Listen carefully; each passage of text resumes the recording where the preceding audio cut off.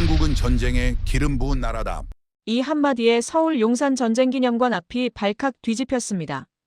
폭탄을 떨어뜨린 건 태국 공군인데 분노한 캄보디아 시위대가 한국 대사관 앞에 모였죠. 태국과 캄보디아 국경 분쟁에서 한국제훈련기단 4발의 폭탄이 투하됐고 전 세계 언론이 한국을 맹비난하기 시작했습니다. 훈련 기파는 나라가 전쟁에 기름 붓는다고? 유럽 인권감시기구는 비웃으며 한국의 무기 수출을 조롱했습니다. 불과 72시간 후 영국 출신 데이터 분석관이 공개한 위성사진 한 장이 판을 완전히 뒤집었습니다. 왜 한국만 비난받았을까요? 지금부터 그 전말을 공개합니다. 여러분이 계시는 곳을 댓글로 알려주세요. 행운 가득한 기운을 보내드리겠습니다. 대한민국은 전쟁을 키운 나라다. 태극기 아래에서 캄보디아 시위대가 외치는 목소리가 화면을 가득 채웠습니다. 싱가포르 민간 싱크탱크 사무실, 새벽 5시. 에드워드 콜린스는 커피잔을 든 채 화면 앞에 멈춰 섰습니다. 서울 용산 전쟁기념관 앞이었죠. 폭탄을 떨어뜨린 건 태국 공군인데 세계는 한국의 이름을 부르고 있었습니다. 에드워드는 20년 넘게 국제분쟁 데이터를 분석해온 사람입니다. 영국 출신으로 NATO 항공전 자문을 거쳐 지금은 민간 연구기관에서 전쟁의 숫자를 읽는 일을 하죠. 52세, 회색빛 머리에 짙은 눈가 주름이 새겨진 그는 감정보다 데이터를 믿는 사람이었습니다. 전쟁은 숫자로 증명되고 책임은 증거로 가려진다고 믿었죠. 하지만 이 장면만큼은 달랐어요. 숫자가 아니라 프레임이 먼저 움직이고 있었습니다. 화면 속에서 시위대는 점점 격해졌습니다. 한 젊은 여성이 눈물을 흘리며 카메라를 향해 소리쳤죠. 한국은 우리 마을을 파괴한 무기를 만들었어요. 책임져야 합니다. 에드워드는 커피잔을 내려놓았습니다. 손끝이 미세하게 떨렸어요. 그는 화면을 멈추고 되감기를 눌렀습니다. 시위대의 손에는 한국어로 쓰인 피켓이 들려 있었죠. 전쟁 무기 수출국, 양심 없는 나라. 태국 공군이 사용한 훈련기 발사 50이 한국제라는 이유만으로 한국이 전쟁의 주범으로 지목되고 있었습니다. 이상하다. 에드워드는 중얼거렸습니다. 그의 머릿속에는 이미 질문들이 꼬리를 물고 일어나기 시작했죠. 태국과 캄보디아 국경 분쟁은 오래된 문제였습니다. 양국은 수십 년간 영토 갈등을 겪어왔고 간헐적인 무력 충돌도 있었어요. 하지만 이번처럼 국제 여론이 특정 국가를 향해 집중 포화를 쏟아붓는 건 처음이었습니다. 왜 한국인가? 에드워드는 책상 위에 놓인 파일들을 뒤적였습니다. 최근 3개월간의 동남아시아 분쟁 데이터였죠. 태국은 미국제 F-16도 보유하고 있고 스웨덴제 그리펜 전투기도 있었습니다. 그런데 왜 하필 훈련기를 개조한 경공격기를 사용했을까요? 그리고 왜 그 선택이 한국에 대한 비난으로 이어지는 걸까요? 화면 속 시위는 조직적이었습니다. 피켓의 디자인이 통일되어 있었고 구호도 일사불란했죠. 에드워드는 불길한 예감을 느꼈습니다. 이건 단순한 분노의 표출이 아니었어요. 누군가 의도적으로 서사를 만들고 있다는 느낌이 강하게 들었습니다. 그는 창밖을 바라봤습니다. 싱가포르 도심의 불빛이 새벽 하늘에 희미하게 번져 있었죠. 에드워드는 20년의 경력 동안 수많은 분쟁을 분석했습니다. 그리고 그는 알고 있었어요. 국제 여론이라는 건 때로 진실보다 먼저 움직인다는 것을. 가해자와 피고가 뒤바뀐 이 구조는 대체 어디서 시작된 걸까요? 데이터 분석가로서의 본능이 깨어나기 시작했습니다. 이 사건의 이면에는 분명 다른 이야기가 숨어 있었습니다. 에드워드는 다시 화면을 재생했습니다. 프레임은 이미 움직이기 시작했고 진실이 나오기도 전에 판결은 내려지고 있었습니다. 에드워드는 사무실 창가에 서서 싱가포르 아침 거리를 내려다봤습니다. 출근길 사람들이 분주하게 움직이고 있었죠. 평범한 일상이었습니다. 하지만 그의 머릿속은 여전히 어젯밤 본 시위 장면으로 가득했어요. 에드워드, 괜찮아? 뒤에서 목소리가 들렸습니다. 동료 연구원 제임스였죠. 에드워드는 고개를 돌렸습니다. 제임스, 자네도 용산 시위 봤나? 봤지. 꽤 격렬하더군. 근데 이상하지 않아? 폭탄 떨어뜨린 건 태국인데. 에드워드는 고개를 끄덕였습니다. 제임스는 커피를 한 모금 마시고 말을 이었어요. 우리 업계에선 다들 알잖아. 부상하는 국가는 가장 먼저 시험대에 오른다는 거. 한국이 이제 그 단계에 접어든 거야. 그 말이 에드워드의 가슴을 쿡 찔렀습니다. 부상하는 국가. 20년 전만 해도 한국은 방산 수입국이었죠. 그런데 지금은 세계 10위권 무기 수출국입니다. 폴란드에 K 전차를 팔고 호주에 K고 자주포를 수출하고 중동과 동남아시아에서 경쟁 입찰을 따내는 나라가 됐어요. 에드워드는 책상으로 돌아와 앉았습니다. 모니터 화면에는 여전히 시위 영상이 일시 정지되어 있었죠. 그는 마우스를 움직이며 생각에 잠겼습니다. 데이터 분석가로서 그는 늘 감정을 배제해왔습니다. 숫자와 증거만이 진실을 말한다고 믿었죠. 하지만 이번 사안만큼은 달랐어요. 감정이 숫자보다 먼저 세계를 움직이고 있었습니다. 누군가는 이미 한국을 범인으로 정해뒀어. 에드워드는 혼잣말처럼 중얼거렸습니다. 그의 경험상 이런 여론 형성은 자연 발생적이지 않았어요.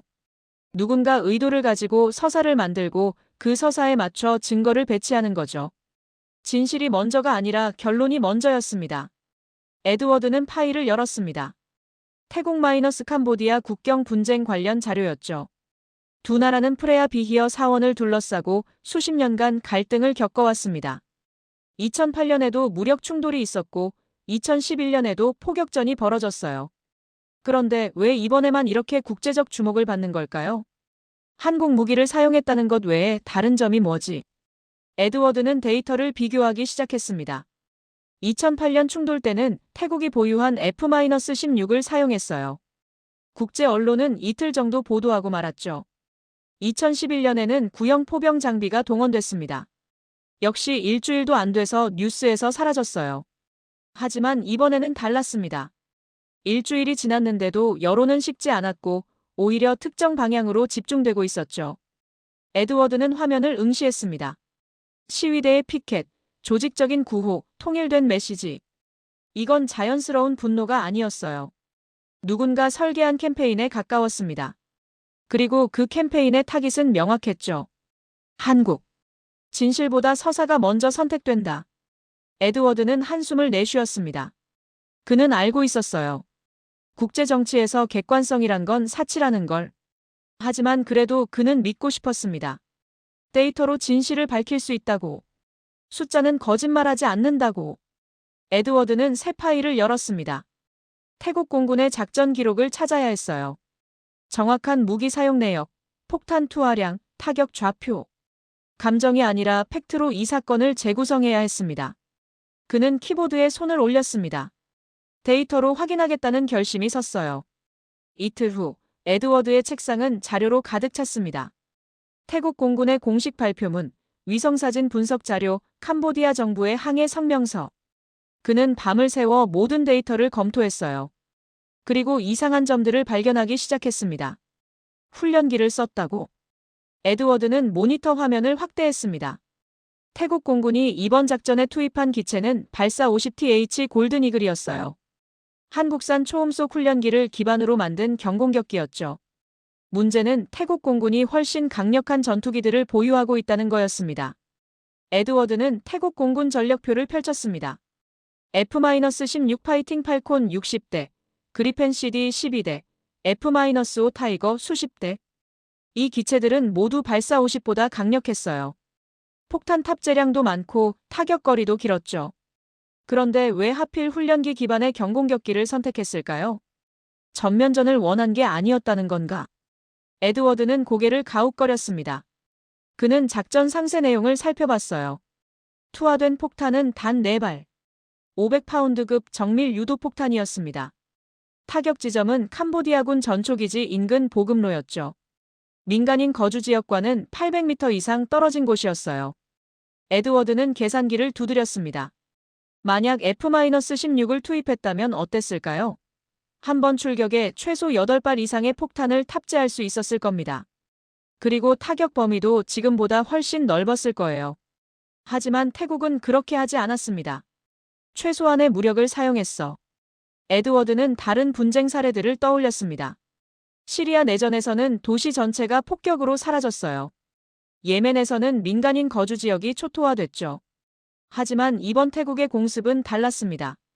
정밀했고 제한적이었어요. 에드워드는 위성사진을 확대했습니다. 폭격 이후의 캄보디아 전초기지 모습이었죠.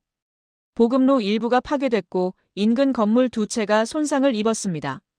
하지만 주변 마을은 온전했어요. 학교 건물도 병원도 민가들도 그대로였죠. 이건 경고였어. 전멸이 아니라. 에드워드는 숫자를 다시 확인했습니다. 캄보디아 정부가 발표한 사상자는 7명. 모두 군인이었어요. 민간인 피해는 없었습니다. 물론 7명의 목숨도 결코 가볍지 않았죠.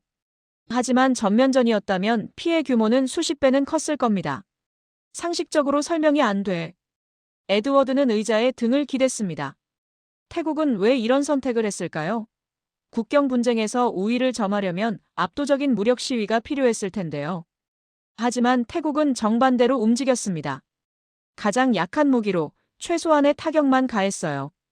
에드워드는 메모를 작성하기 시작했습니다. 비상식적인 무기 선택, 최소 피해, 정밀 타격. 모든 키워드가 한 가지를 가리키고 있었어요. 태국은 전쟁을 확대하고 싶지 않았다는 것. 하지만 그렇다고 물러서지도 않겠다는 의지를 보여야 했다는 것. 이건 우발이 아니야. 계산된 작전이었어. 에드워드는 확신에 싹이 트는 걸 느꼈습니다. 이 사건 뒤에는 분명 더 큰 맥락이 있었어요. 그리고 그 맥락을 이해하지 못하면 진실은 영원히 왜곡된 채로 남을 것 같았습니다.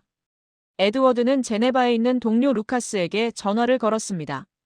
루카스 바움은 군비통제 포럼에서 일하는 연구위원이었죠. 유럽 정치권과 인권단체들의 동향을 가장 잘 아는 사람이었어요. 루카스, 나야. 에드워드. 에드워드? 이 시간에 무슨 일인가? 루카스의 목소리가 전화기 너머로 들렸습니다.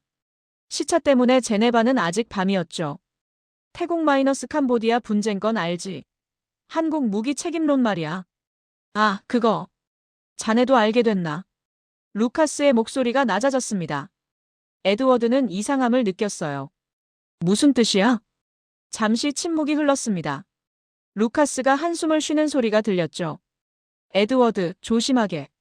이미 결론이 정해진 보고서가 돌고 있어. 에드워드는 몸을 앞으로 숙였습니다. 심장이 빠르게 뛰기 시작했어요. 무슨 보고서? 유럽 인권감시기구와 일부 연구기관이 공동으로 작성한 초안이야. 제목이 무기 제작국의 윤리적 책임인데 내용은 거의 한국 기소장 수준이야. 에드워드는 펜을 집어들었습니다. 그게 언제부터 돌았는데? 공습 이틀 후부터야. 그러니까 공식 조사도 시작되기 전에 이미 초안이 완성돼 있었다는 거지. 에드워드는 등줄기가 차갑게 식는 걸 느꼈습니다. 공습 이틀 후면 사상자 집계도 제대로 안 끝난 시점이었어요. 현장 조사는커녕 기본적인 팩트 확인도 안 된 상태였죠. 그런데 벌써 보고서가? 내용이 뭔데? 한국이 분쟁 지역에 무기를 판매하면서 최종 사용처에 대한 관리를 소홀히 했다는 거야. 그리고 훈련기를 공격 무기로 개조할 수 있게 허용한 것 자체가 무책임하다는 논리지. 에드워드는 화가 치밀어 올랐습니다. 그건 논리가 아니었어요. 억지였죠. 그럼 미국은? 프랑스는? 러시아는? 전 세계 무기 수출국들은 다 같은 방식으로 장비를 팔고 있어. 왜 한국만? 자네도 알잖아, 에드워드. 부상하는 국가는 표적이 되기 쉬워. 기존 질서에 도전하는 것처럼 보이거든. 루카스의 목소리에는 체념이 묻어 있었습니다. 그리고 솔직히 말하면 한국은 방어하기 쉬운 타깃이야. 로비력도 약하고 국제 미디어 장악력도 없어. 공격해도 반격이 크지 않다는 계산이지. 에드워드는 주먹을 쥐었습니다. 이건 정의가 아니었어요. 약자를 골라 때리는 비겁함이었죠. 보고서가 공개되면 국제 여론이 굳어질 거야. 한국은 무책임한 무기 수출국이라는 낙인이 찍히고 앞으로 방산 수출에도 제약이 생기겠지. 에드워드는 눈을 감았습니다. 진실이 나오기도 전에 판결은 내려지는 거였어요. 그리고 그 판결은 한국의 미래까지 올가맬 거였죠. 루카스, 그 보고서 초안 구할 수 있어? 에드워드, 자네 끼어들 생각인가? 조심하게. 이런 일에 개입하면. 나도 알아. 하지만 침묵하면 어떻게 되는지도 알아. 에드워드의 목소리는 단호했습니다. 루카스는 잠시 망설이다가 대답했어요. 이틀 안에 보내주지. 하지만 출처는 밝히지 말게. 전화를 끊고 에드워드는 창밖을 바라봤습니다. 싱가포르의 밤하늘에는 별이 없었어요. 도시의 불빛이 너무 밝았죠. 에드워드는 생각했습니다. 침묵은 동조가 된다고. 행동하지 않으면 왜곡이 진실이 되고 거짓이 역사가 된다고. 나서야겠어. 에드워드는 결심했습니다. 20년 경력이 날아갈 수도 있었어요. 하지만 진실을 외면하면 그는 더 이상 분석가가 아니었습니다. 에드워드는 사흘밤을 거의 잠들지 못했습니다. 루카스가 보내준 보고서 초안을 읽고 또 읽었어요. 읽을수록 화가 났지만 동시에 두려움도 커졌습니다. 보고서는 정교했습니다. 감정적인 비난이 아니라 논리적인 구조를 갖추고 있었죠. 한국의 무기 수출 절차, 발사 50의 개발 과정, 태국과의 계약 조건. 모든 게 팩트를 기반으로 작성됐어요. 하지만 결론은 이미 정해져 있었습니다. 한국이 책임져야 한다고. 교묘하네. 에드워드는 혼잣말을 했습니다. 이 보고서는 거짓말을 하지 않았어요. 단지 진실의 절반만 말했을 뿐이죠.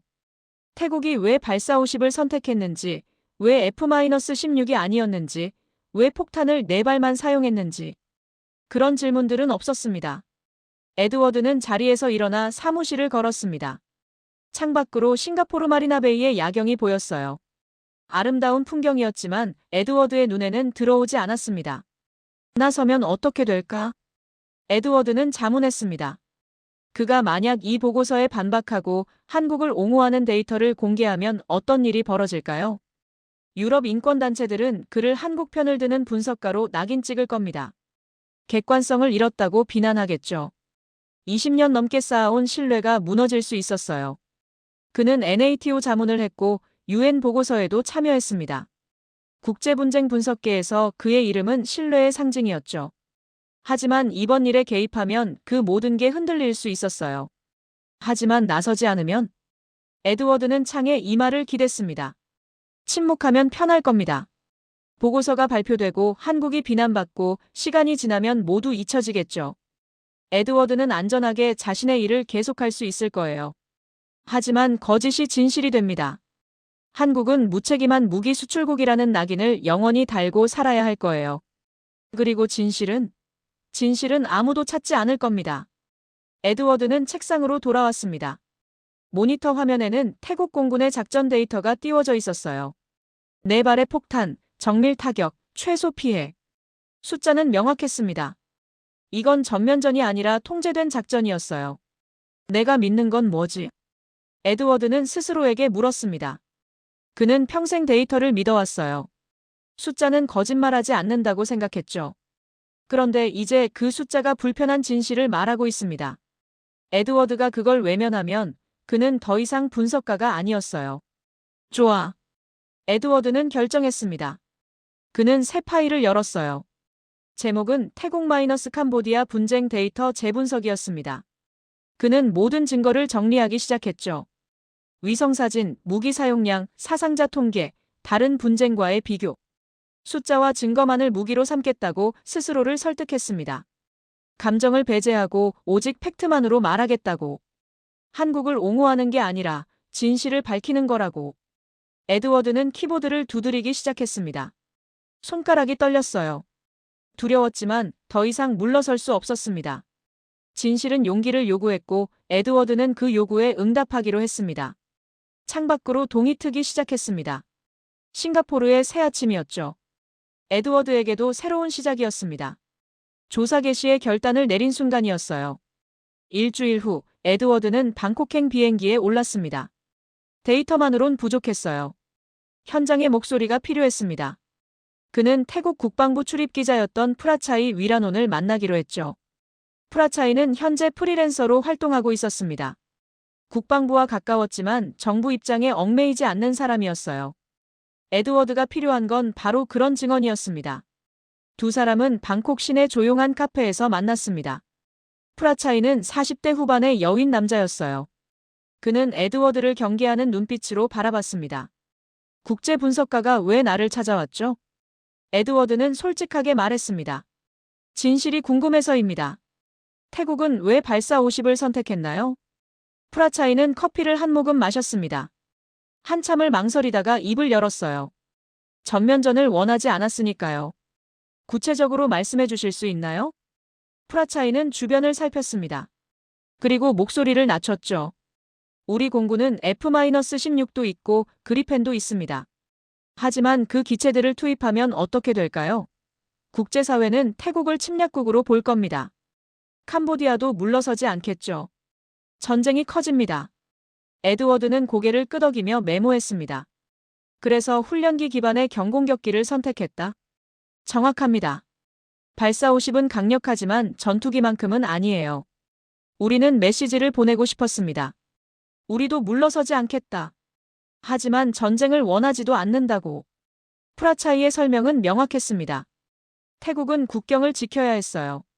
캄보디아군이 계속 영토를 침범하면서 태국 병사들이 죽어가고 있었죠. 하지만 전면전으로 가면 양국 모두 파멸이었습니다. 그래서 정밀 타격을 선택한 건가요? 네. 폭탄 4발로 보급로만 끊었습니다. 민간인 피해를 최소화하면서 군사적 효과를 내는 거죠. 이게 가능했던 건 발사 50의 정밀도 덕분입니다. 에드워드는 등을 의자에 기댔습니다. 퍼즐 조각이 맞춰지기 시작했어요. 태국이 원한 건 승리가 아니라 억지력이었습니다. 상대방에게 더 이상 밀리지 않겠다는 의지를 보여주면서도 전쟁이 확대되지 않게 통제하는 것. 그런데 왜 한국이 비난받고 있죠? 프라차이는 쓴웃음을 지었습니다. 그게 국제 정치 아닙니까? 태국을 비난하면 동남아시아 전체가 반발합니다. 캄보디아를 비난하면 중국이 나서죠.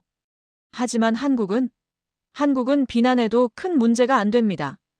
그래서 한국이 희생양이 된 건가요? 아마도요. 그리고 솔직히 말하면 프라차이는 잠시 망설였습니다. 한국이 너무 빨리 성장했습니다.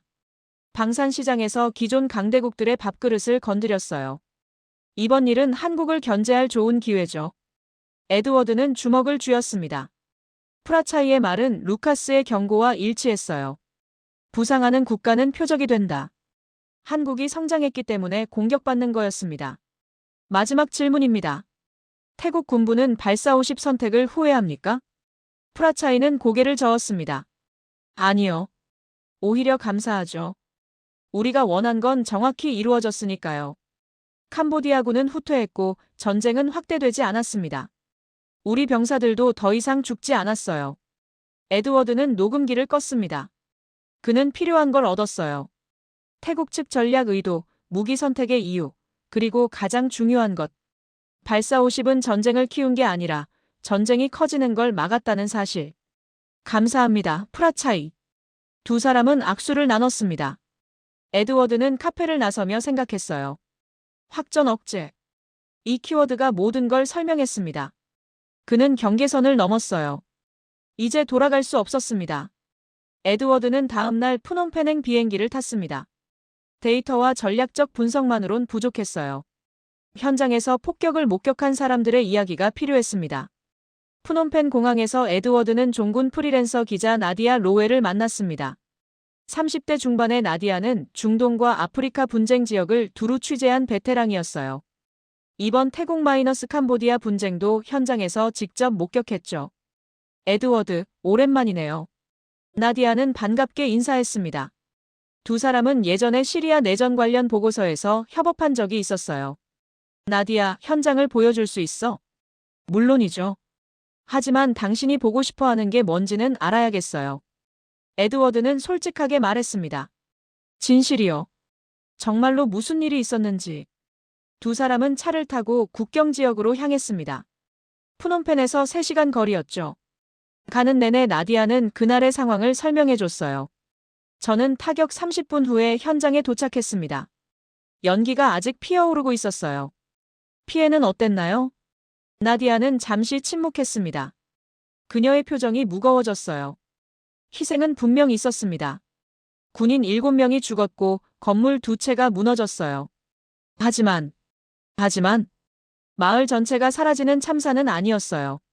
저는 시리아에서 도시가 지도에서 사라지는 걸 봤습니다. 예멘에서는 병원이 폭격당하는 것도 목격했죠. 여기는 달랐어요. 차가 작은 마을에 멈춰 섰습니다. 폭격 지점에서 1km 떨어진 곳이었어요. 나디아는 에드워드를 한 노인의 집으로 안내했습니다. 노인의 이름은 소판이었습니다. 70대 후반으로 평생 이 마을에서 살았다고 했죠. 나디아가 통역을 해주며 대화를 이어갔어요. 그날을 기억하십니까? 소판 노인은 고개를 끄덕였습니다. 어떻게 있겠어요. 하늘에서 비행기 소리가 들렸고 폭발음이 4번 울렸습니다. 무서웠겠어요. 무서웠죠. 하지만 노인은 먼 산을 바라보며 말을 이었습니다. 더 큰 비행기가 왔다면 우리 모두 죽었을 겁니다. 마을 전체가 사라졌을 거예요. 에드워드는 그 말에 가슴이 먹먹해졌습니다. 노인은 희생을 애도하면서도 더 큰 비극이 막혔다는 걸 알고 있었어요. 나디아는 에드워드를 폭격 지점으로 데려갔습니다. 보급로가 있던 자리였죠. 도로 일부가 파괴됐고 크레이터가 4개 남아 있었어요. 이게 전부예요? 에드워드는 놀라움을 감추지 못했습니다. 시리아나 예멘에서 본 풍경과는 완전히 달랐어요. 그곳들은 광범위한 파괴였지만 여기는 정밀한 타격이었습니다. 네. 태국 공군은 정확히 4곳만 폭격했어요. 보급로를 끊는 게 목적이었던 것 같아요. 나디아는 사진을 보여줬습니다. 폭격 직후 찍은 것이었죠. 인근 학교 건물은 온전했고 마을 민가들도 그대로였어요. 나디아, 당신이 보기엔 이게 어떤 공격이었어요? 나디아는 잠시 생각하다가 대답했습니다. 제한된 공격이었어요. 전면전이었다면 훨씬 많은 폭탄이 떨어졌을 겁니다. 민간 시설도 타격됐겠죠. 하지만 태국은 그렇게 하지 않았어요. 에드워드는 주변을 둘러봤습니다. 아이들이 학교에서 뛰어놀고 있었어요. 여성들은 시장에서 장을 보고 있었죠. 일상이 돌아와 있었습니다. 전쟁의 피해는 비교 속에서 드러나는군요. 에드워드는 중얼거렸습니다. 7명의 희생은 결코 가볍지 않았어요. 하지만 만약 F-16이나 전략 폭격기가 투입됐다면 희생은 수십 배, 수백 배였을 겁니다. 나디아가 조용히 말했습니다. 에드워드, 전쟁에서 완벽한 선택은 없어요. 하지만 덜 나쁜 선택은 있습니다. 태국은 덜 나쁜 선택을 한 거예요. 에드워드는 고개를 끄덕였습니다. 그 말이 머릿속을 떠나지 않았어요. 더 나쁜 미래가 막혔을 수도 있다. 그는 이 인식을 가슴에 새겼습니다. 싱가포르로 돌아온 에드워드는 사무실에 틀어박혔습니다. 이제 모든 데이터를 정리할 시간이었어요.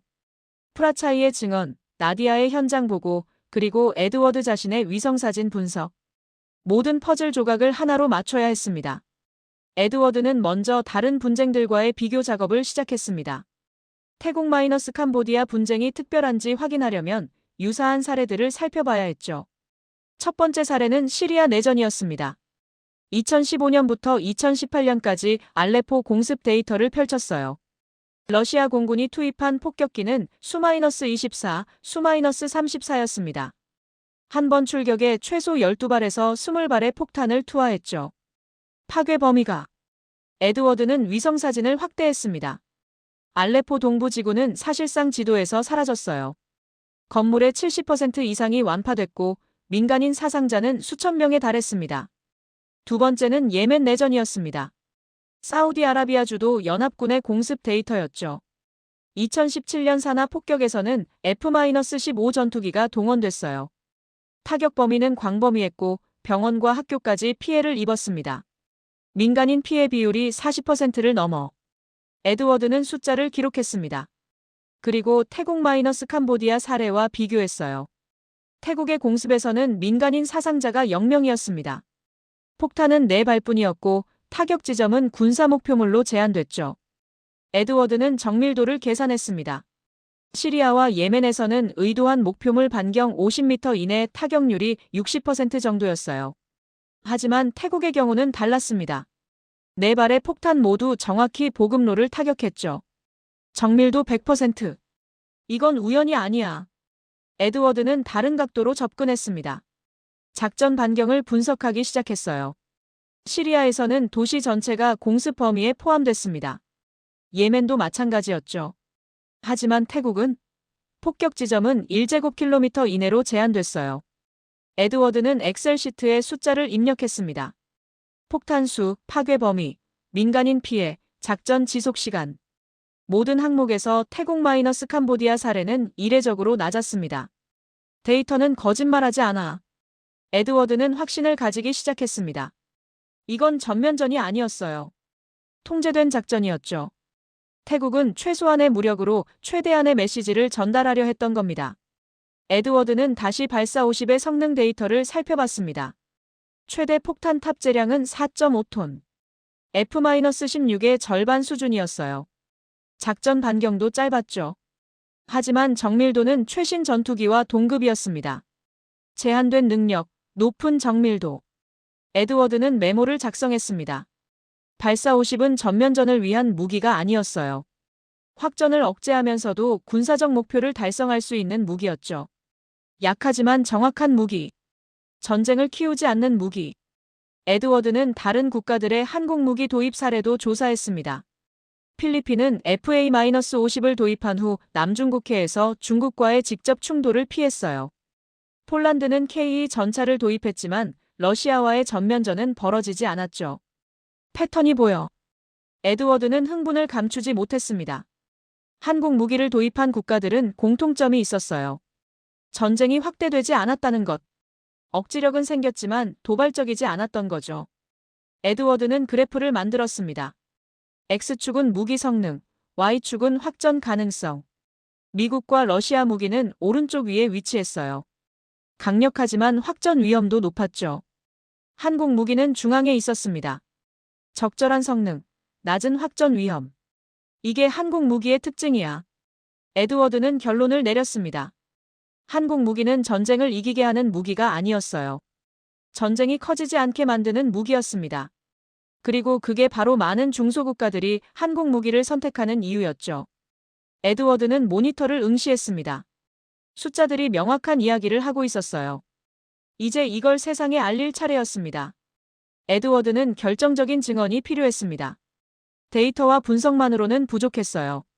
현장에서 직접 변화를 경험한 사람의 목소리가 필요했죠. 루카스가 연락을 줬습니다. 태국 육군 중령 출신 찬위트 사라유시 비공식 증언을 할 의향이 있다고 했어요. 하지만 조건이 있었습니다. 녹취는 가능하지만 공개석상에서의 증언은 거부한다는 것. 에드워드는 주저없이 동의했습니다. 진실이라면 어떤 형태로든 가치가 있었으니까요. 일주일 후 에드워드는 다시 방콕에 있었습니다. 찬위트를 만난 곳은 시내에서 떨어진 조용한 게스트하우스였어요. 40대 중반의 찬위트는 다부진 체격에 날카로운 눈빛을 가진 남자였습니다.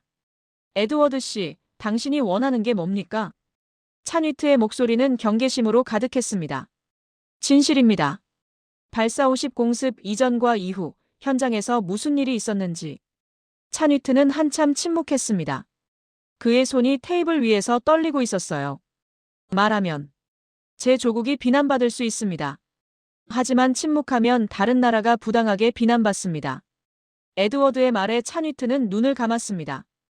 깊은 한숨이 흘러나왔죠. 좋습니다. 말하겠습니다.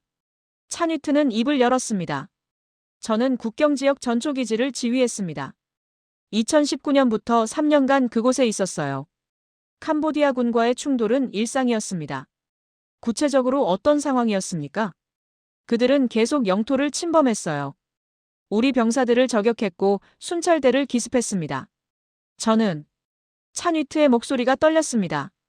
공습 전 일주일 동안 11명의 부하를 잃었습니다. 에드워드는 숨을 죽였습니다. 찬위트는 계속 말했어요. 23의 젊은 병사가 저격당해 죽었어요. 또 한 명은 지뢰를 밟았습니다. 지휘관으로서 저는 무력했습니다. 찬위트의 눈가가 붉어졌습니다.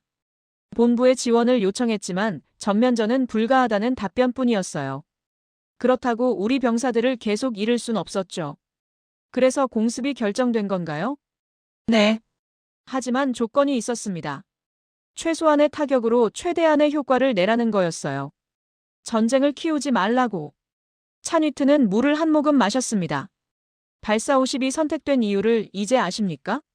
강력한 무기가 아니라 정확한 무기가 필요했던 겁니다. 공습 이후 상황은 어땠습니까? 찬위트의 얼굴이 변했습니다. 무언가 복잡한 감정이 교차했어요. 그날 이후 달라졌습니다. 캄보디아군은 후퇴했어요. 그들도 전면전은 원하지 않았던 겁니다. 우리 전초기지에 대한 공격이 멈췄습니다. 부상자는 없었습니다.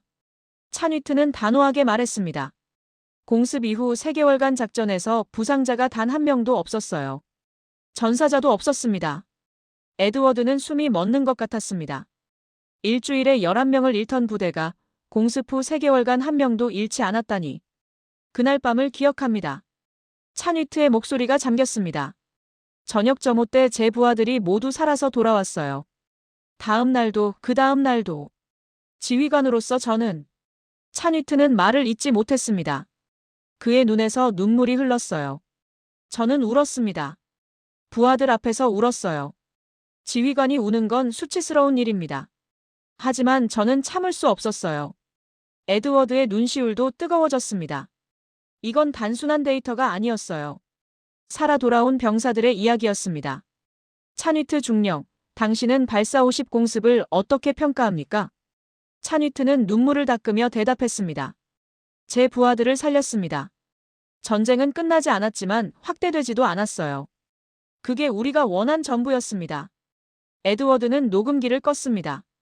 그의 손도 떨리고 있었어요. 이 증언은 모든 걸 바꿀 수 있었습니다. 전쟁은 줄어들 수도 있다는 것. 한국 무기는 그걸 가능하게 했다는 것. 감사합니다, 중령님. 두 사람은 악수를 나눴습니다. 찬위트의 손은 여전히 떨리고 있었죠. 에드워드는 깨달았습니다. 확신이 이제 책임으로 전환됐다는 것을. 싱가포르 국제안보포럼 2주 후. 에드워드는 컨퍼런스 홀 입구에 서 있었습니다. 손에는 USB가 들려 있었어요. 모든 데이터, 증언, 분석이 담긴 파일이었죠. 오늘 패널 토론의 주제는 무기거래의 윤리적 책임이었습니다. 에드워드는 토론자 중 한 명으로 초청받았어요. 하지만 그는 알고 있었습니다.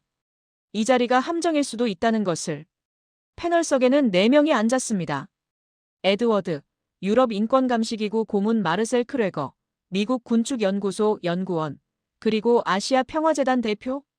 청중석은 가득 찼어요. 언론사 카메라도 여러 대 보였습니다. 사회자가 토론을 시작했습니다. 최근 태국-캄보디아 분쟁에서 한국제 무기가 사용됐습니다. 제작국의 책임에 대해 논의하겠습니다. 마르셀이 먼저 입을 열었습니다.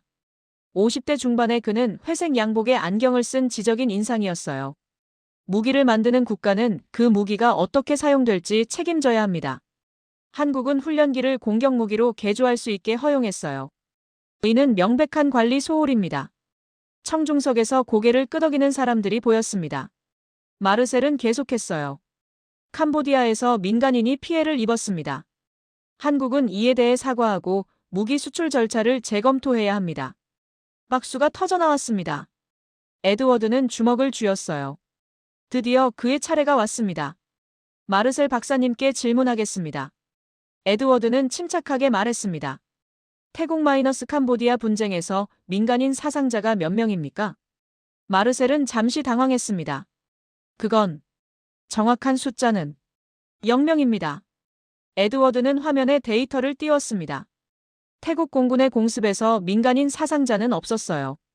군인 7명이 사망했지만 민간인 피해는 0입니다. 청중석이 술렁거렸습니다. 마르셀은 얼굴이 굳었어요. 하지만 무기가 사용됐다는 사실 자체가. 시리아 알레포 공습에서는 민간인 사상자가 수천 명이었습니다. 에드워드는 비교 자료를 보여줬어요. 예멘에서는 병원과 학교가 폭격당했죠. 태국의 경우 폭탄 4발로 군사 목표물만 타격했습니다. 왜 이 차이를 언급하지 않으십니까? 마르셀의 표정이 굳어졌습니다. 에드워드 씨, 당신은 한국을 옹호하려는 겁니까? 저는 데이터를 제시하는 겁니다. 에드워드는 당당하게 대답했습니다. 제작국 책임을 논하려면 모든 제작국에 동일한 기준을 적용해야죠. 미국, 프랑스, 러시아의 무기는 왜 언급하지 않습니까? 청중석이 다시 술렁거렸습니다. 마르셀은 목소리를 높였어요. 그건 별개의 문제입니다. 우리는 지금 한국을. 왜 한국만 문제 삼습니까? 에드워드는 끼어들었습니다. 한국이 성장했기 때문입니까? 방산시장에서 기존 강국들의 점유율을 빼앗았기 때문입니까? 마르셀의 얼굴이 붉어졌습니다. 당신은 객관성을 잃었어요, 에드워드. 혹시 한국 정부나 방산업체로부터 돈 받았냐고요? 에드워드는 차분하게 끊었습니다. 전형적인 인신공격이군요. 데이터에 반박할 수 없으니 동기를 의심하시는 거죠. 청중석에서 웅성거림이 커졌습니다. 사회자가 개입하려 했지만 에드워드는 멈추지 않았어요. 저는 20년간 국제 분쟁을 분석했습니다. NATO 자문도 했고 UN 보고서에도 참여했어요. 제 경력이 한순간에 무너질 수도 있다는 걸 압니다. 에드워드의 목소리에는 떨림이 있었습니다. 하지만 데이터가 진실을 말할 때 저는 침묵할 수 없습니다. 한국을 옹호하는 게 아니에요. 진실을 말하는 겁니다. 청중석이 조용해졌습니다. 마르셀은 입술을 깨물었어요. 당신은 후회할 겁니다, 에드워드. 아마도요. 에드워드는 대답했습니다. 하지만 침묵하면 더 후회할 겁니다. 토론은 격렬하게 이어졌습니다. 에드워드는 압박을 받았지만 물러서지 않았어요. 진실은 불편했지만 그래서 더 말해야 했습니다. 토론이 끝난 후 에드워드의 이메일은 폭발했습니다. 언론사 인터뷰 요청, 동료들의 우려 메시지, 그리고 비난 메일. 특히 비난 메일이 많았어요. 한국 로비스트, 편향된 분석가, 돈에 매수된 학자. 온갖 말들이 쏟아졌습니다. SNS에서는 에드워드를 비판하는 글이 확산되고 있었죠. 유럽 인권단체 연합에서 공개 성명을 냈습니다. 에드워드 콜린스의 분석은 객관성을 잃었으며 특정 국가의 이익을 대변하고 있다는 내용이었어요. 에드워드는 사무실에 홀로 앉아 있었습니다. 모니터 화면에는 자신을 비난하는 기사들이 줄지어 떠 있었죠. 에드워드, 괜찮은가? 제임스가 조심스럽게 다가왔습니다. 괜찮지 않아. 에드워드는 솔직하게 대답했습니다. 20년 경력이 한순간에 무너지고 있어. 제임스는 의자를 당겨 앉았습니다. 그래도 자네가 옳았어. 데이터는 거짓말하지 않았잖아. 하지만 세상은 데이터를 믿지 않아. 사람들은 서사를 믿지. 에드워드는 한숨을 쉬었습니다. 싱크탱크 이사회에서 연락이 왔습니다. 긴급회의를 소집한다고 했어요. 에드워드는 알고 있었습니다. 자신의 입장을 해명하라는 거라는 것을. 다음 날 에드워드는 이사회 앞에 섰습니다. 7명의 이사들이 엄숙한 표정으로 그를 바라봤어요. 에드워드, 당신의 최근 발언이 우리 기관의 중립성에 타격을 주고 있습니다. 이사장이 말했습니다. 일부 후원단체에서 우려를 표명했어요. 당신이 계속 이런 입장을 고수한다면 우리 기관의 신뢰도가 하락할 수 있습니다. 에드워드는 침착하게 대답했습니다. 저는 데이터를 제시했을 뿐입니다. 제 분석에 오류가 있습니까? 오류의 문제가 아닙니다. 다른 이사가 끼어들었어요. 당신이 한쪽 편을 든 것처럼 보인다는 게 문제예요. 국제관계에서 중립은 생명입니다. 진실이 한쪽을 가리킨다면 중립은 거짓이 됩니다. 에드워드는 반박했습니다. 제가 침묵했다면 편했을 겁니다. 하지만 그건 분석가로서 직무유기예요. 이사장은 한숨을 쉬었습니다. 에드워드, 우리는 당신을 지지하고 싶습니다. 하지만 압력이 너무 크다는 거죠. 에드워드가 말을 끊었습니다. 이사장은 고개를 끄덕였어요. 당분간 휴직을 권합니다. 상황이 진정될 때까지. 에드워드는 웃었습니다. 쓴웃음이었어요. 결국 침묵하라는 거군요. 생존하라는 겁니다. 이사장이 조용히 말했습니다. 에드워드는 회의실을 나왔습니다. 복도를 걸으면서 그는 생각했어요. 모든 것을 잃을 수도 있다는 것을. 경력, 신뢰, 동료들의 존경. 20년간 쌓아온 모든 것이 무너지고 있었습니다. 사무실로 돌아온 에드워드는 창밖을 바라봤습니다. 싱가포르의 빌딩 숲이 보였어요. 저 속에서 얼마나 많은 사람들이 진실보다 생존을 선택할까? 에드워드도 그렇게 할 수 있었습니다. 하지만 그는 알고 있었어요. 한번 진실을 외면하면 평생 외면하게 된다는 것을. 분석가로서 살아갈 수는 있겠지만 자신을 존중할 수는 없을 거라는 것을. 진실의 대가는 크구나. 에드워드는 중얼거렸습니다. 그는 절망 속에 있었지만 아직 포기하지 않았어요. 데이터는 여전히 진실을 말하고 있었으니까요. 에드워드는 호텔방에 홀로 있었습니다. 휴직 명령을 받은 후 사무실에 나가지 않았어요. 침대에 누워 천장을 바라보며 지난 한 달을 되돌아봤습니다. 침묵했다면 어땠을까? 용산 시위 영상을 보고도 그냥 지나쳤다면? 루카스의 경고를 듣고 조사를 포기했다면? 에드워드는 여전히 신뢰받는 분석가였을 겁니다. 동료들의 존경도 안정적인 경력도 그대로였을 거예요. 하지만 에드워드는 몸을 일으켰습니다. 책상 위에는 노트북이 놓여 있었어요. 화면에는 찬휘트의 증언 녹음 파일이 떠 있었죠. 에드워드는 재생 버튼을 눌렀습니다. 찬휘트의 떨리는 목소리가 흘러나왔어요. 공습 이후 3개월간 부상자가 단 한 명도 없었습니다. 에드워드는 눈을 감았습니다.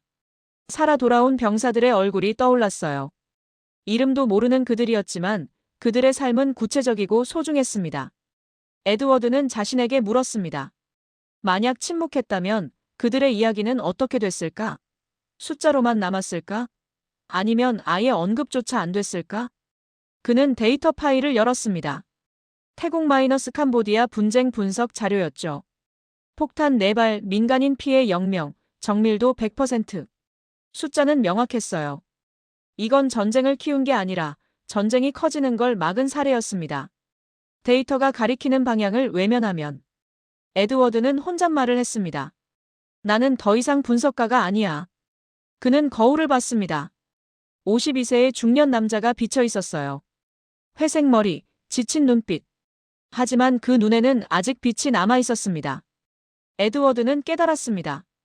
객관성이란 게 뭔지. 양쪽의 주장을 기계적으로 나열하는 게 객관성이 아니에요. 데이터가 가리키는 진실을 용기 있게 말하는 게 진짜 객관성이었죠. 그는 노트북을 열었습니다. 새 문서를 만들었어요. 제목은 태국 마이너스 캄보디아 분쟁 종합 분석 보고서였습니다. 에드워드는 타이핑을 시작했습니다. 모든 데이터를 정리했어요. 프라차이의 증언, 나디아의 현장 보고, 찬휘트의 녹취, 위성사진 분석, 다국가 비교. 퍼즐 조각을 하나씩 맞춰 나갔습니다. 시간이 흐르는 줄 몰랐어요. 창밖이 어두워지고 다시 밝아졌습니다. 에드워드는 쉬지 않고 글을 썼어요. 감정을 배제하고 오직 데이터만으로 말했습니다. 보고서의 결론은 명확했습니다. 한국 무기는 전쟁을 키우지 않았다. 오히려 확전을 억제했다. 제한된 성능과 높은 정밀도의 조합은 중소국가들에게 억지력을 제공하면서도 전면전으로 치닫지 않게 만들었다. 에드워드는 보고서를 저장했습니다. 그리고 발표 원고를 작성하기 시작했어요. 다음 주 국제 컨퍼런스에서 발표할 내용이었습니다. 그는 알고 있었습니다. 이 발표가 자신의 경력에 마지막 못을 박을 수도 있다는 것을. 하지만 동시에 알고 있었어요. 이게 분석가로서 할 수 있는 마지막 일이라는 것을. 객관성은 용기다. 에드워드는 중얼거렸습니다. 그리고 원고를 완성했죠. 손이 떨렸지만 결심은 흔들리지 않았습니다. 창밖으로 싱가포르의 아침이 밝아오고 있었어요. 에드워드에게도 새로운 결단의 순간이었습니다. 두려웠지만 이제 돌아갈 수 없었어요. 진실은 그를 앞으로 밀어붙이고 있었습니다. 국제군사안보 컨퍼런스 당일. 싱가포르 마리나베이 컨벤션 센터는 각국 전문가들로 가득 찼습니다. 에드워드는 무대 뒤에서 대기하고 있었어요. 손에는 발표 원고가 들려 있었죠. 에드워드, 정말 하는 건가? 루카스가 걱정스러운 얼굴로 다가왔습니다. 해야 해. 에드워드는 단호하게 대답했습니다. 사회자가 에드워드를 소개했습니다. 청중석에서는 웅성거림이 들렸어요. 에드워드가 논란의 중심에 있다는 걸 모두 알고 있었죠. 에드워드는 무대에 올랐습니다. 조명이 눈부셨어요. 청중은 수백 명. 언론사 카메라가 여러 대 그를 향하고 있었습니다. 오늘 저는 데이터로 말하겠습니다. 에드워드는 첫 슬라이드를 띄웠어요. 태국 마이너스 캄보디아 국경 지도였습니다. 지난 3개월간 저는 이 분쟁을 조사했습니다. 현장을 방문했고 증인을 인터뷰했으며 데이터를 분석했어요. 오늘 그 결과를 공개합니다. 두 번째 슬라이드. 태국 공군 전력표였죠. 태국은 F-16 60대, 그리펜 12대를 보유하고 있습니다. 하지만 발사 50을 선택했어요. 왜일까요? 에드워드는 비교 데이터를 보여줬습니다. F-16 한 대는 폭탄 8발 이상을 탑재할 수 있습니다. 발사 50은 4발. 만약 전면전을 원했다면 F-16을 선택했을 겁니다. 청중석이 조용해졌습니다. 에드워드는 계속했어요. 하지만 태국은 발사 50을 선택했고 폭탄 4발만 투하했습니다.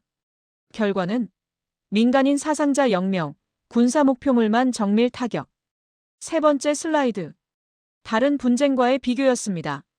시리아 알레포에서는 한 번 공습에 평균 18발의 폭탄이 투하됐어요. 민간인 피해율 40%. 예멘에서는 25발, 피해율 35%. 태국은 4발, 피해율 0%. 숫자가 화면을 가득 채웠습니다. 청중들은 숨죽이며 들었어요. 이제 다른 사례를 보겠습니다. 에드워드는 글로벌 패턴을 공개했습니다.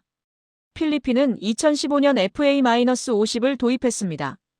그 이후 남중국해에서 중국과의 직접 무력 충돌이 발생하지 않았어요. 새 슬라이드가 떴습니다. 폴란드는 2022년 K 전차를 도입했습니다. 러시아 국경과 가까운 지역입니다. 하지만 전면 충돌은 없었죠. 에드워드는 이라크 사례도 추가했습니다. 이라크는 K1 소총을 도입한 이후 ISIS와의 교전에서 사상자가 30% 감소했습니다. 무기의 신뢰성 덕분이었어요. 패턴이 명확하게 드러났습니다. 에드워드는 그래프를 보여줬어요. 여러분, 공통점이 보이십니까? 한국 무기를 도입한 국가들은 전면 충돌이 발생하지 않았습니다. 왜일까요? 에드워드는 답을 제시했습니다. 한국 무기는 적절함을 추구합니다. 최강이 아니라 최적. 압도적 화력이 아니라 정밀한 효과. 전쟁을 이기게 하는 게 아니라 전쟁이 커지지 않게 만드는 거죠.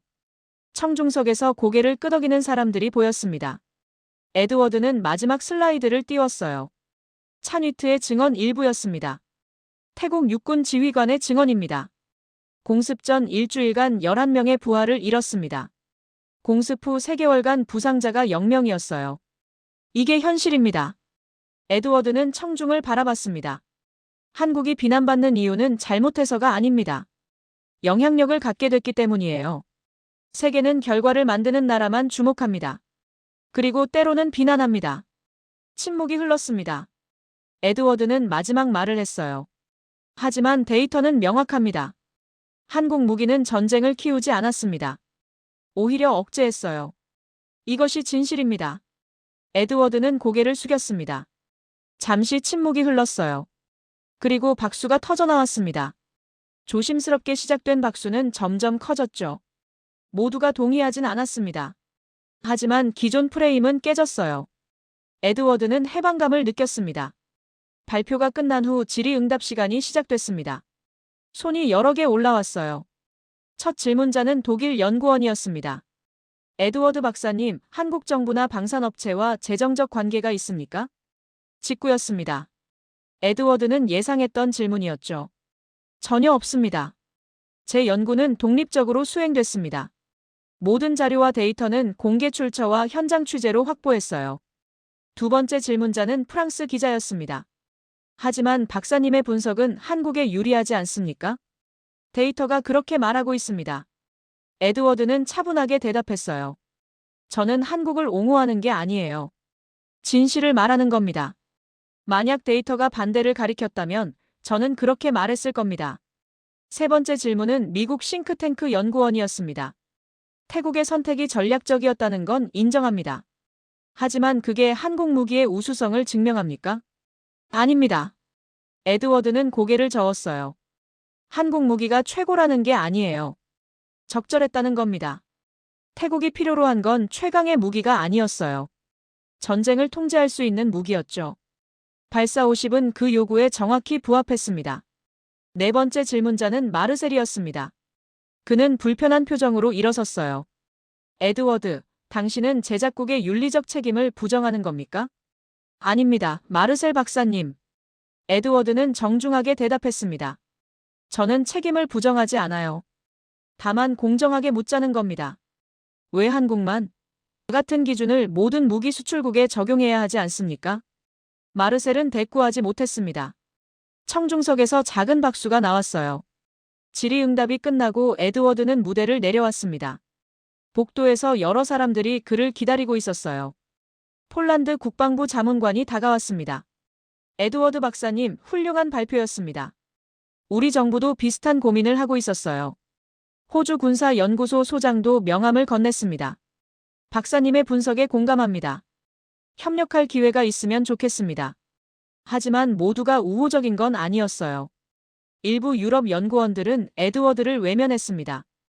언론사 중 몇몇은 여전히 비판적인 기사를 준비하고 있다고 했죠. 루카스가 다가왔습니다. 자네 해냈어, 에드워드. 아직 끝난 게 아니야. 에드워드는 대답했습니다. 하지만 시작은 했어. 저녁 에드워드는 호텔방으로 돌아왔습니다.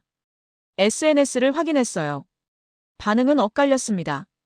지지하는 댓글도 있었고 여전히 비난하는 댓글도 있었죠. 하지만 중요한 변화가 있었습니다. 사람들이 질문하기 시작했다는 것. 정말 한국만 문제인가? 다른 무기 수출국은? 데이터를 다시 봐야 하는 거 아닌가? 기존 프레임에 균열이 생기고 있었어요. 모두가 동의하진 않았지만 단순히 한국을 비난하는 서사는 더 이상 통하지 않았습니다. 에드워드는 창밖을 바라봤습니다. 싱가포르의 야경이 아름다웠어요. 그는 미소 지었습니다. 오늘 청중이 침묵했던 순간을 떠올렸죠. 데이터 앞에서 잠시나마 세계가 멈췄던 그 순간. 그게 에드워드가 원했던 전부였습니다. 진실이 들릴 공간을 만드는 것. 질문이 시작되는 문을 여는 것. 이제 시작이야. 에드워드는 혼잣말을 했습니다. 앞으로도 싸움은 계속될 거예요. 하지만 에드워드는 후회하지 않았습니다. 그는 분석가로서 해야 할 일을 했으니까요. 3개월 후. 에드워드는 런던에 있었습니다. 영국 국제관계연구소에서 강연 요청이 왔었거든요. 싱가포르 싱크탱크는 결국 에드워드를 복직시켰어요. 여론이 변하기 시작했고 에드워드의 분석이 재평가받았기 때문이죠. 강연을 마치고 호텔로 돌아온 에드워드는 노트북을 열었습니다. 뉴스를 확인했어요. 유럽 인권감시기구가 새 보고서를 발표했다는 기사가 떴습니다. 제목을 보고 에드워드는 미소 지었어요.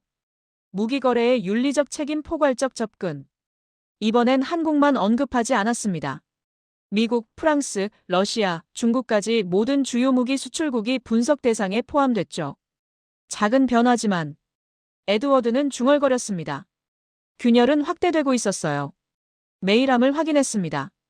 찬위트에게서 메일이 와 있었어요. 에드워드 박사님, 감사합니다. 당신 덕분에 우리 부하들의 이야기가 세상에 알려졌습니다. 그들도 고맙다고 전하라고 하네요.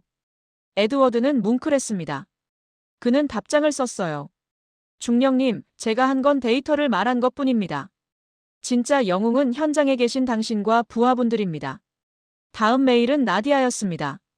그녀는 새 프로젝트를 제안했어요. 분쟁 지역에서 확전 억제가 성공한 사례들을 조사하는 다큐멘터리였죠. 좋은 아이디어네. 에드워드는 흔쾌히 동의 메일을 보냈습니다. 에드워드는 파일을 하나 열었습니다.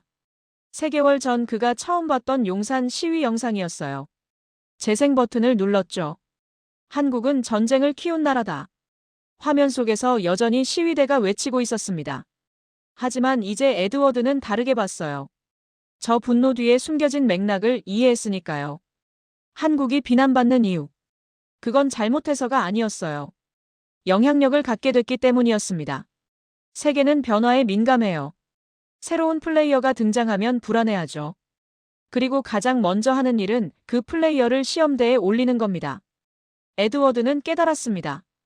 한국이 겪고 있는 건 성장통이라는 것을. 약소국에서 중진국으로, 이제는 영향력 있는 국가로 올라서는 과정이었죠. 강해진다는 건. 에드워드는 창밖을 바라봤습니다. 런던의 밤하늘이 보였어요. 감당하는 거구나. 한국은 이제 결과를 만드는 나라가 됐습니다. 세계 각지에서 한국 무기가 사용되고 한국 기술이 적용되고 한국 기업이 프로젝트를 수행하고 있었죠. 그리고 그 결과에 대한 책임도 따라왔습니다. 하지만 동시에 에드워드는 알았어요. 그 책임이 부당하게 가중돼선 안 된다는 것. 공정한 잣대로 평가받아야 한다는 것. 그게 바로 에드워드가 싸운 이유였습니다. 에드워드는 노트북을 덮었습니다. 내일은 옥스퍼드에서 세미나가 있었어요. 주제는 신흥방산 국가의 국제적 역할. 에드워드는 다시 데이터를 준비할 겁니다. 진실을 말할 겁니다. 세계는 결과를 만드는 나라의 이름만 부른다. 에드워드는 혼잣말을 했습니다. 용산 시위를 떠올렸어요. 이제 그는 이해했습니다. 저 비난 속에는 역설적으로 인정이 담겨 있다는 것을. 한국이 약했다면 아무도 비난하지 않았을 겁니다. 한국이 영향력이 없었다면 아무도 주목하지 않았을 거예요. 하지만 이제 한국은 달랐습니다. 세계가 주목하는 나라, 결과를 만드는 나라, 영향력 있는 나라가 됐죠. 그리고 그 영향력과 함께 오는 시험, 비난, 책임. 한국은 이제 그것들을 감당해야 했습니다. 강해진다는 건 그런 거였으니까요. 에드워드는 침대에 누웠습니다. 피곤했지만 마음은 가벼웠어요. 그는 옳은 일을 했습니다. 데이터를 믿었고 진실을 말했고 용기를 냈죠. 세상은 아직 완벽하지 않았습니다. 여전히 불공정한 비난이 있었고 왜곡된 서사도 남아 있었어요. 하지만 균열은 생겼습니다. 질문이 시작됐고 진실의 공간이 열렸죠. 이제 시작이야. 에드워드는 눈을 감으며 중얼거렸습니다. 한국의 이름은 계속 불릴 겁니다. 비난받기도 하고 인정받기도 하면서. 그게 바로 강해진 나라가 가는 길이었으니까요. 창밖에서 런던의 밤이 깊어가고 있었습니다. 에드워드는 평온하게 잠들었어요.